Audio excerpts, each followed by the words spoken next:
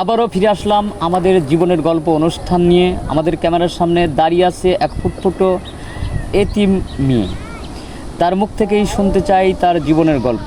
যারা আমাদের এই চ্যানেলটি নিয়মিত উপভোগ করেন তাদের উদ্দেশ্যেই এখন মেয়েটির মুখ থেকে তার জীবনের গল্প শুনবো এবং তাকে কিছু প্রশ্ন করব। প্রথম প্রশ্ন হচ্ছে, আপু তোমার নাম কি?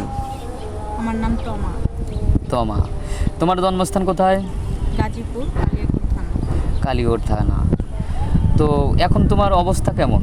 মানে মানে তোমার এখন দিনকাল কেমন চলতেছে?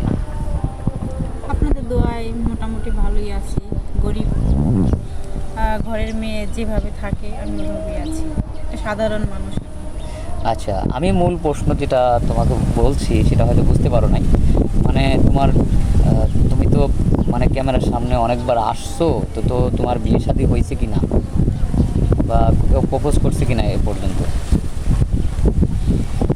আসছি ঠিক আছে, কিন্তু প্রপোজ করছে। প্রপোজ বলতে কি, মানে আমি তো এখানে আসছি বিয়ে শাদী বসার জন্য, সেক্ষেত্রে আমার ফোন নাই, অ্যাকসেপ্ট করেনি। তোমার কাছে পার্সোনাল কোনো ফোন নাম্বার নাই, অন্তত বাটন ফোনও কেনার মতো অবস্থান তোমার হয় নাই।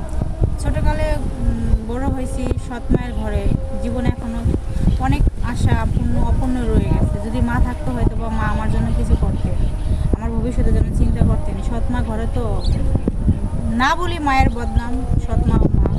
যাই হোক, অনেক কষ্ট দুঃখে বড় হয়েছি। আর মোবাইল তো দূরের কথা, অনেক সময় মাথায় একটু তেলও দিতে পারি নাই।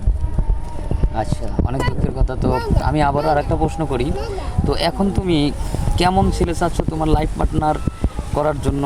একটু দর্শকের উদ্দেশ্যে কিছু বলো, তোমার দুঃখের কথাগুলি বলো, বা ভালোভাবে বলো। আমি এমন একজন ছেলে চাই, খুবই হাসি খুশি, আমাকে হাসি খুশি রাখবে। আসলে জীবনে আমি অনেক কষ্ট করে বড় হয়েছি, আমার লাইফে অনেক অনেক কষ্ট পাইছি। আমি চাই আমার লাইফ পার্টনার যে আমার স্বামী হবে, সে আমাকে হাসি খুশি রাখবে, বাট আমিও তাকে হাসি খুশি রাখবো। আর সবসময় তাকে আমি কেয়ার করবো, সেও আমাকে সম্মান দিবে, ভালোবাসবে। আদার্স যতগুলো আমার ছোটো ছোটো স্বপ্ন আছে সেগুলো সে পূর্ণ করবে। আর আমার মন প্রাণ ভালোবাসা উজাড় করে আমি তাকে। এখন ছোটো ছোটো প্রশ্ন বলতে, ছোটো ছোটো আশা বলতে কেমন আশা, কোন আশা? ছোটো ছোটো অনেক আশা থাকে, আমি অত বড় বড় আশা করি না, কারণ সাধারণ মেয়ে, আমি সাধারণ ঘরে বড় হয়েছি, ন্যূনত ঘরের একটা মেয়ে আমি, খুবই দরিদ্র আমার বাবা। আর এজন্য আমি বড় বড় কোনো আশা এখনও করিনি। যদি স্বামী আমাকে পূর্ণ করে বড় বড় আশা, তাহলে সেক্ষেত্রে আমি আশা করতে পারি, কিন্তু এখন তো আমি গরিব, এখন তো আমি বড় বড় আশা করতে পারি না, তাই না? আচ্ছা, ছোটো ছোটো আশা বলতে মানে কেমন আশা? যে হয়তো এই যেমন আমি এখন অনেকেই ফোন চালায়, আমি এখন একটা ফোন চালাতে পারি নাই। আচ্ছা, তারপরে তারপরে ভালো একটা জামা কাপড় পরা, ভালো এক জায়গায় যাওয়া, ভালো কিছু খাওয়া, আর কিছু। 3 বেলা ডাল ভাত খাওয়া, এটি হচ্ছে ছোটো ছোটো আশা। আর বড় বড় আশা না, বাড়ি গাড়ি এরকম আশা নাই। শুধু কোনো মতোভাবে স্বামীটির নিয়ে মানে পৃথিবীতে যতদিন বেঁচে থাকো একটু সুখের, যে মনের দিক দিয়ে মানে আত্মতৃপ্তির জন্য যতটুকু পাওয়া দরকার ততটুকু।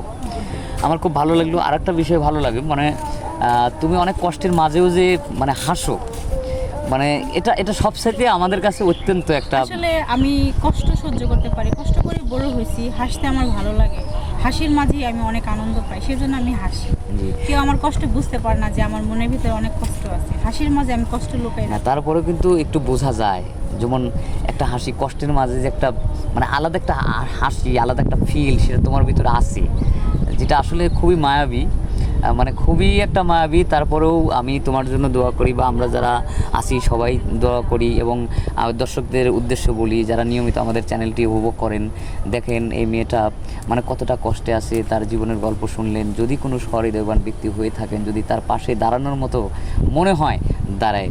দেখেন মেয়েটা অনেক সুন্দর, অথচ তার মনে শুধু একটাই কষ্ট, সে একজন ভালো মনের মানুষ চায়, তাকে যেন 3 বেলা খেতে দিতে পারে, তার ছোট ছোট আশা যাতে পূরণ করতে পারে।